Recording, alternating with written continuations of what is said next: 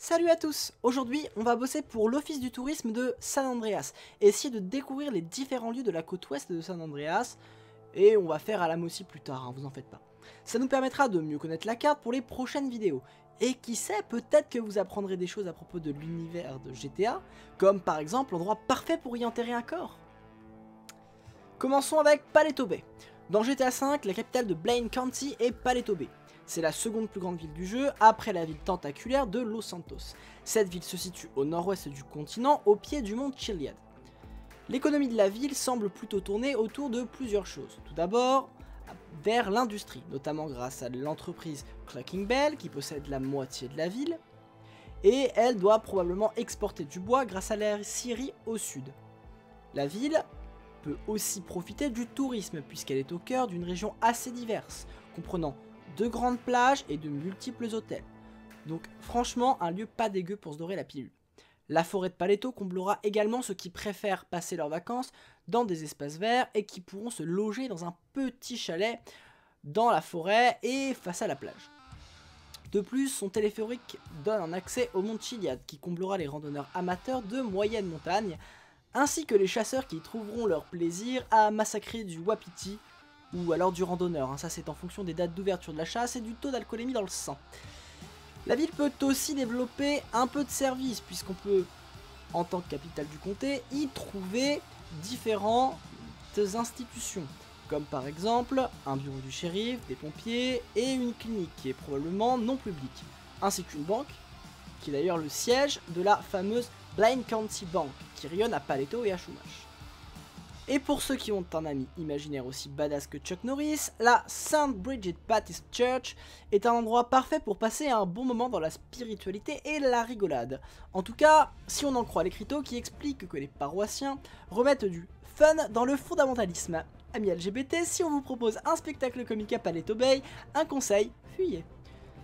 Cette ville pourrait polariser les autres villes alentours si elle n'était pas aussi isolée du reste. Seuls les villages d'Initi et altruistes, et à la rigueur le Fort Zancudo, pourrait profiter des services de proximité de Paleto. Néanmoins, sa population tout de même grande pourrait suffire à justifier ces services. Dignity Village. Le village d'Initi est un campement situé dans une petite vallée entre le mont Chiliad et une voie de chemin de fer, et il est peuplé d'anticapitalistes vivant principalement dans des tentes, bien qu'une maison en dur y soit construite. On peut y trouver pas mal d'écriteaux critiquant le capitaliste et plutôt anarchistes. Le village communard est admirablement bien situé puisqu'il se trouve en face d'une zone d'activité permettant à nos activistes de se ravitailler en bière à la supérette ou de discuter un bon burger. Ou encore de faire le plein d'essence pour de potentiels cocktails Molotov. Altruist Camp. Allons de l'autre côté de l'échiquier politique, en plein cœur du mont Chiliad State Wilderness, se trouve le camp des altruistes, un charmant petit village avec des maisons en bois et une charmante palissade, ornée de charmantes tours de guet. Les habitants du village sont membres du culte des altruistes, une secte survivaliste composée de personnes d'une cinquantaine d'années qui détestent la technologie et qui kidnappent des moins de 50 ans pour les manger. Ce qui explique pas mal de disparitions de randonneurs, hein, d'ailleurs. Hormis ce détail, hein, par contre, le village est charmant, hein, bien sûr. Chumash. Le point central de la ville de Chumash est la Chumash Plaza. Place centrale où l'on peut trouver tout un tas de commerces importants. Épicerie, poste, ammunition et surtout la putain de pharmacie où pour quelques piécettes, vous pourrez vous procurer en toute légalité toute forme de drogue. Le plus intéressant, c'est la présence d'une antenne de David Hardware et de la banque de Blaine County, qui sont deux commerces que l'on ne trouve qu'à Paleto Bay, laissant suggérer des liens économiques voire culturels assez forts entre les deux municipalités de l'Ouest, alors qu'ils sont quand même censés faire partie de deux comtés différents. Au sud, on trouve une extension de Chumash, un peu à l'écart et pas officiellement considéré dans le jeu en tout cas comme faisant partie de Chumash. On considère qu'il se trouve dans Bam Canyon. Et au final, les deux parties ont l'air à peu près autant peuplées l'une que l'autre.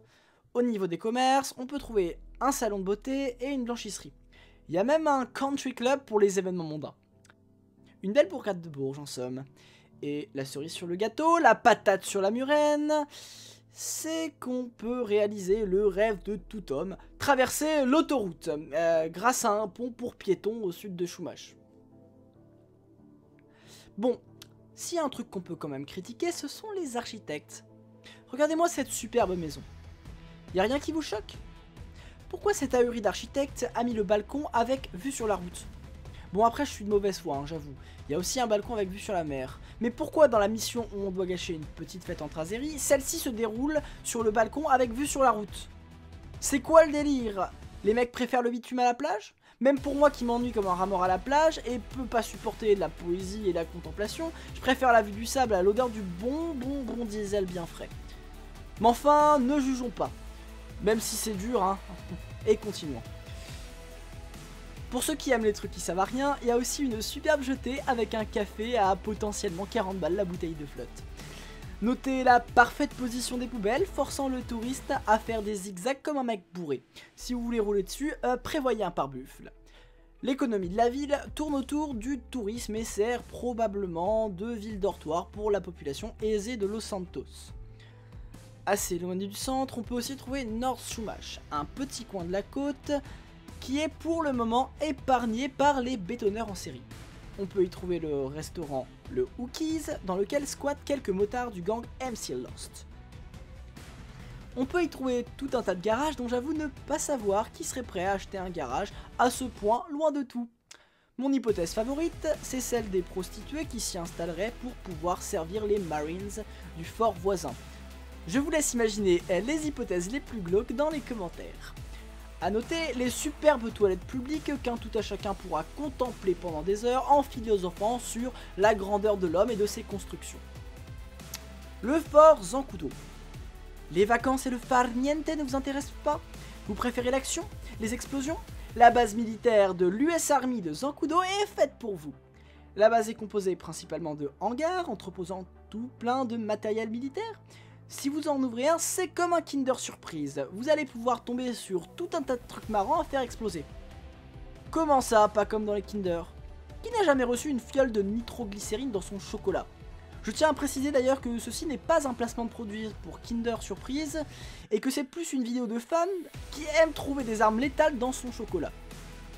Ils ont même prévu une caserne de pompiers au cas où on s'amuserait un petit peu trop.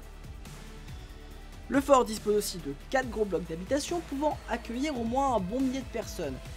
Plus on est de fous, plus il y a de morts, comme on dit. Ce qui en fait une vraie ville à part entière. Peut-être même plus peuplée que Chumash Centre. Grâce à sa longue et grosse piste d'atterrissage, vous pouvez même faire venir par avion et contempler du haut de la tour de contrôle le calme et l'apaisement qui émanent du fort. Sinon, il y a aussi une piscine qui sert de bassin de rétention d'eau aussi, hein. Si en tout cas vous pensez pouvoir y ressortir en bonne santé, allez-y. A noter qu'aux abords du fort se trouve une petite zone commerciale où vous pourrez notamment acheter des munitions pour pouvoir prolonger une fête qui risquerait de se terminer faute de joujoux. Toujours sur cette même zone commerciale se trouve un magasin, par contre j'avoue pas trop savoir ce que c'est. Il y a des drapeaux français dessus. Je sais pas si c'est un resto français ou un marchand de peinture, mais en tout cas j'espère que les clients font la différence. Marlowe Vineyard. Marlowe Vineyard, hein, pour les francophones qui aiment pas les accents. Vous avez le gosier en pente? Vous n'avez pas réussi à vous déplacer sur la jetée de Chumash? Pas de problème, vous pourrez trouver dans l'arrière-pays de Chumash Marlowe Vineyard, le plus gros producteur de vin de la région. Le domaine se trouve sur le mont Tongva, accessible par la Buenovino Road, qui veut dire la route du bon vin. Le domaine peut abriter une centaine de résidents, souvent saisonniers ou des touristes, et la terrasse sur laquelle vous pourrez manger se trouve dans un cadre idyllique, avec une vue imprenable sur le fort Zancudo, ses tanks, ses avions de chasse, ses explosions, ses armes qui peuvent détruire la terre entière elles toutes seules si le grand Manitou appuie sur un bouton rouge. Quoi de plus reposant qu'un tel spectacle? Enfin, disons que la vue permet aussi de voir toute la vallée. Si vous êtes un touriste qui aime bien contempler la montagne, c'est cool. Par contre, si vous êtes là pour crier Deus Vult comme un débile, je dirais que grâce à sa hauteur, c'est un lieu stratégique pour voir l'envahisseur arriver. Si jamais vous voulez lutter contre la gueule de bois, il y a une charmante petite fontaine avec une mosaïque sur laquelle les touristes pourraient uriner parfois, hein. Très isolé, c'est un endroit parfait pour y organiser des rendez-vous au calme où vous pourrez planifier votre plan du conquête du monde sans être dérangé. Ou encore inviter votre moitié, voire même faire les deux en même temps pour ceux qui ont réussi à choisir des partenaires qui sont intéressants. N'attendez plus, venez vous balader au milieu des vignes et goûter son vin de grand cru. Bref, Marlowe et Vineyard, c'est un des secteurs économiques moteurs de la région, tant pour son tourisme que pour son exportation de vin, qui doit être quand même bien inférieur à celui de la France. Bon, conclusion, vous l'avez compris, la côte ouest de GTA est assez diverse, et il y a tout de même certains points communs à toute cette ville. La plupart sont orientés vers le tourisme, et toute la côte ouest sert de terrain de jeu à la banque de Blaine. Chumash est coupé en deux, la partie centrale se trouve dans le comté de Los Santos, et la partie nord se trouve sur Blaine. Donner Chumash à Blaine County pourrait permettre une réunification. Néanmoins, la distance de 6 km entre Paleto et Chumash pourrait être un frein. Finalement, Chumash est un peu plus proche de la mairie de Los Santos, qui se trouve à un peu moins de 5 km. Mais il est possible que les habitants de cette ville, qui ne fait pas partie de l'agglomération de Los Santos, préféreraient faire 1,5 km de plus pour éviter les embouteillages, ou encore que par répulsion de la capitale ou par développement de l'identité de la côte ouest, cela fasse pencher Chumash vers Paleto. Voilà, cette vidéo est maintenant terminée. Si ça vous a plu, vous pouvez lâcher un like et vous abonner. Et si vous avez une critique constructive à faire, n'hésitez pas à m'insulter mes grands morts dans les commentaires.